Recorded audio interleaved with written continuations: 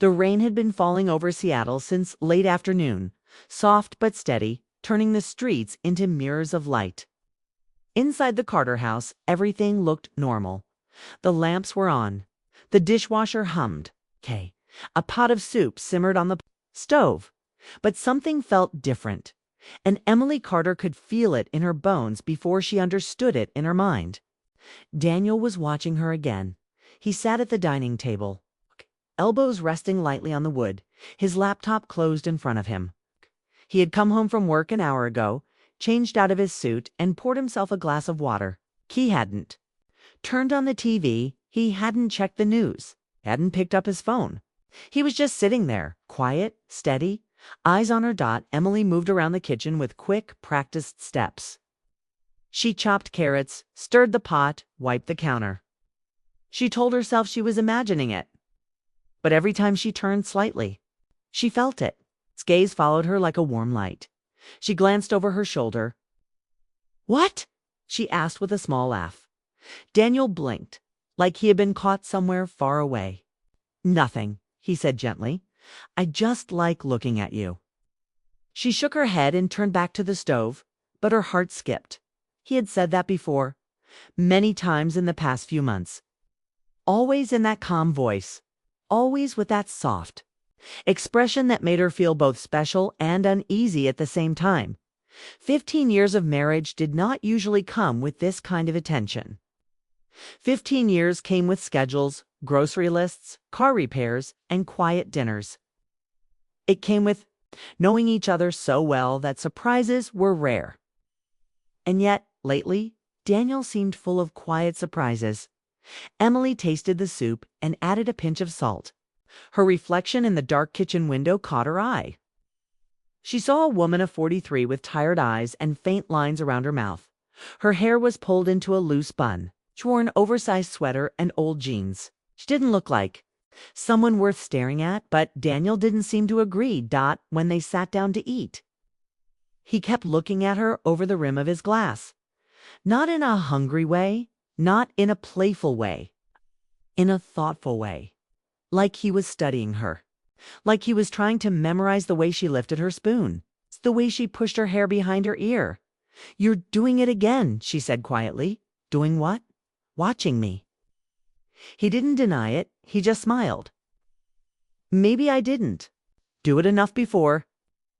The words stayed with her long after dinner was over. She cleaned the dishes slowly, replaying them in her mind. Maybe I didn't do it enough before. What did that mean? Had he felt distant? Had she? The truth was, the house had been too quiet lately. Their youngest son, Ryan, had left for college in Boston 3 months earlier. Their daughter, Lily, was already working in Chicago. For the first time in years, there were no loud footsteps in the hallway. No late-night arguments about curfews. No messy backpacks on the floor. It was just the two of them now. Emily had thought she would enjoy the calm. She had imagined long mornings with coffee, peaceful evenings, maybe even small weekend trips. But instead, the silence had made everything louder. Every thought, every unspoken worry, every small space between her and Daniel. That night she stood in front of the bathroom mirror, brushing her teeth. She could see Daniel in the doorway behind her. He leaned against the frame, arms crossed, watching her reflection. "Are you going to say something?" she asked with toothpaste foam at the corner of her mouth. He smiled slightly. "I was just thinking about how strong you've been." She paused, lowering her toothbrush. "Strong. You carried this family for years, Em. You held everything together. I don't think I ever told you that." She stared at him in the mirror. His face looked serious, almost regretful. It made her uncomfortable. Compliments used to make her blush when they were young. Now they made her question. "Where is this coming from?" she asked. Daniel shrugged softly. "I've had time to think." That was true. For the kids gone, there was more time. Too much time? Maybe. Time to notice things. Time to remember things. She rinsed her mouth and turned to face him. He didn't move. He just looked at her like he was waiting for something she didn't know how to give. Later, in bed, she lay on her side, facing away from him. The room was dark except for a thin line of streetlight coming through the curtains. She felt the mattress shift as he turned toward her. His hand found hers under the blanket. "I don't want to miss you anymore," he whispered. The words settled heavily in the quiet room. Miss her. How could he miss her when she had been right beside him every day? But as she lay there, she understood what he meant. There had been years when she was too busy to sit still. Years when she fell asleep before he came to bed. Years when she answered his questions with short replies because she was too tired to explain. She had been present, but maybe not fully there. And maybe he had been watching all along. The next morning, Emily woke early. She found Daniel already at the kitchen table with a cup of coffee. He wasn't reading the paper. She wasn't checking emails. He was just looking out the window at the gray sky. She poured herself coffee and sat across from him. For a moment, neither spoke. "You don't have to keep watching me like I'm going to disappear," Jay said lightly. His eyes shifted to hers. "I know you're not going anywhere." "Then why?" He hesitated. That pause told her more than any words. "Because sometimes," he said slowly, "I feel like we rush through the best parts." Emily leaned back in her chair. Rushed. College. The wedding. The first apartment. The babies. It all moved so fast. "I was so busy trying to be a good provider, a good father. I didn't stop to just look at you, to really see you." His honesty hit her harder than she expected. She remembered those early years. Daniel working late at the office in downtown Seattle. Her staying home with 2 small children, exhausted but determined. They had been a team, but they had also been 2 people running side by side, focused on the same goal, rarely stopping. To look at each other. "And now?" she asked. "Now I finally have the time," he said, "and I don't want to waste it." The simplicity of his answer made her chest tighten. Days passed and the watching continued. When she folded laundry on the couch, he would sit nearby, pretending to scroll on his phone but glancing up often. When she watered the plants in the backyard, he stood by the sliding door, coffee in hand, observing her like she was part of the landscape. At first she thought it was sweet. Then she began to wonder if something was wrong. Was he unhappy? Regretful? Afraid? One afternoon she found an old photo album in the closet while looking for winter blankets. She carried it to the living room and opened it. Pictures spilled out of their past sunburned faces at a beach in California. Daniel holding baby Lily. With nervous pride, Emily laughing with wind in her hair at a county fair. Daniel walked in and froze when he saw the album. "You found that?" said softly. She nodded. "We looked happy. We were happy. He sat beside her and turned a page carefully. "We still are," he said, "just different." She studied his face, the faint lines near his eyes, the small crease between his brows. She realized he looked older than she had allowed herself to notice. So did she. "Are you scared?" she asked quietly. "Of what?" "Of us being alone together." He didn't answer right away. That silence was louder than anything. "Maybe," he admitted finally. "We spent so many years being parents. What if we forgot how to just be us?" The question hung between them. Emily closed the album slowly. "Then we figure it out," she said, though her voice was softer than she intended. That night she stood again in front of the bedroom mirror. She let her hair down instead of tying it up. She changed into a simple dress instead of pajamas. Not for him. Not exactly. But to see if she still recognized herself. Daniel entered the room and stopped. When he saw her, she felt it again, that steady gaze. But this time, she didn't look away. For the first time in months, she truly looked back at him. And in his eyes, she didn't see regrets, she saw longing. Not just for her body or her beauty, but for connection, for closeness. For the woman who used to dance barefoot on a California beach without caring who was watching. Emily's heart beat faster. Maybe he had been watching her all this time because he was afraid she had slipped too far away. And maybe she had. As she turned off the light and climbed into bed. She felt the weight of years between them, not as a wall, But as a bridge waiting to be crossed, she lay awake long after Daniel's breathing slowed beside her. If he had been watching her all along, noticing her strength, her silence, her small changes, had she noticed his? Had she seen the pressure he carried? The quiet fear of growing older. The worry that once the children were gone, she might realize she didn't need him the same way. The thought unsettled her. For so long, she had believed she was the one holding everything together. But maybe he had been holding her too, in the darkness. She turned slightly toward him, and for the first time in years, she decided she would start watching back, not out of suspicion, not out of doubt, but out of love. Because maybe the real danger wasn't that he had been watching her. Maybe the real danger was that she had stopped seeing him at all. And that realization changed everything. The sunlight poured through the half-open curtains that Saturday morning, spilling across the hardwood floor of the Carter living room. Emily stood in the doorway, holding a cup of coffee, and watched Daniel. He was sitting on a small stool in the garage, surrounded by the scent of motor oil and old cardboard boxes. His eyes were fixed on a worn photo album, the kind they had laughed over countless times before. But now it felt different. There was a softness to the way he turned the pages, a careful reverence, as if each photograph carried a secret he hadn't shared before. She stayed still, afraid to make a sound and disturb the moment. Realizing for the first time that she was seeing him the way he had always watched her. Fully, attentively, without distraction. Daniel didn't notice her at first. He was lost. In the past, murmuring to himself. "You were unstoppable back then," he said, his voice barely audible. Emily's heart ached at the memory of who they used to be. The carefree Emily with long hair blowing in the summer wind, dancing barefoot on the beach, laughing like life was endless.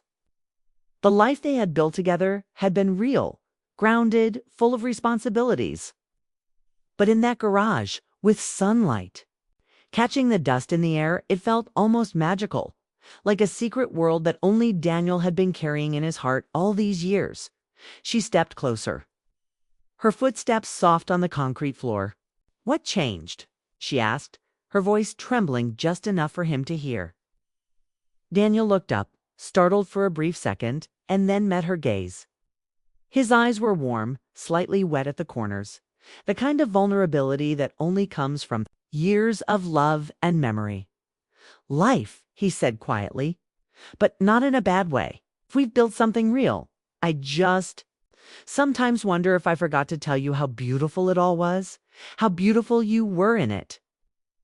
Emily felt a familiar tightening in her chest, a mix of longing and surprise.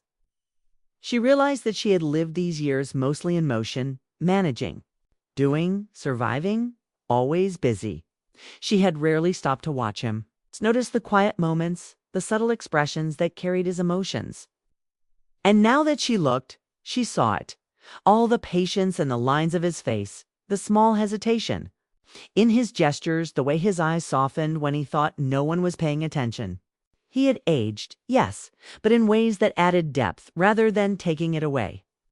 Every line, every mark, every careful movement told a story of a man who had loved her quietly, consistently, and with an intensity that had been easy to miss in the chaos of daily life. The afternoon slipped by as they sat together, not speaking much, letting the silence carry them. Daniel finally closed the album, placing it gently back in the box. Emily saw how tenderly he handled it, like holding memories that could shatter if treated roughly. He stood and stretched, rubbing the back of his neck, and Emily caught the subtle way he sometimes held himself when thinking deeply. It wasn't just physical. It was emotional, to a weight he carried from years of work, responsibility, and love. She had been so focused on being seen, on wondering if he still watched her, that she hadn't realized how much she had missed watching him.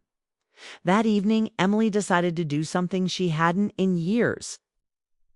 She went to the closet and pulled out the blue dress from the photo album, the one Daniel had complimented so long ago.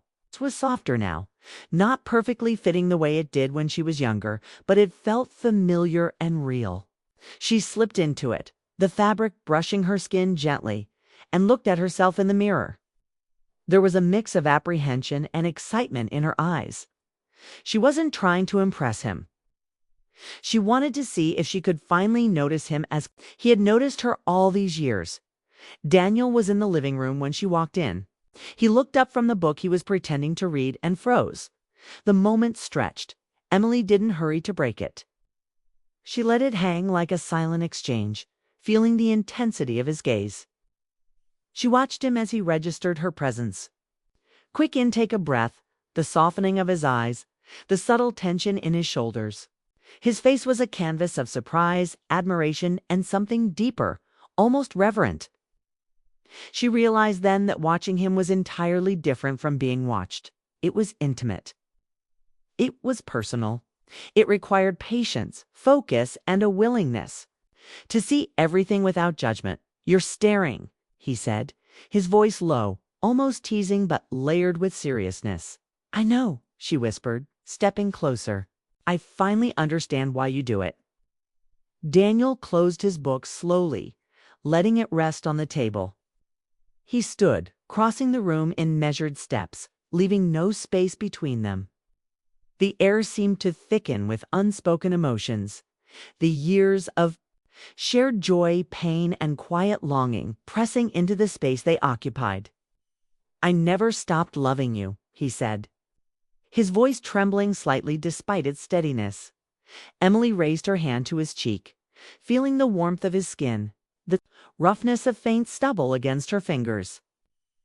"I know," she whispered back, "but now I get to watch you too." For a long moment they simply stood together, letting the weight of the years dissolve.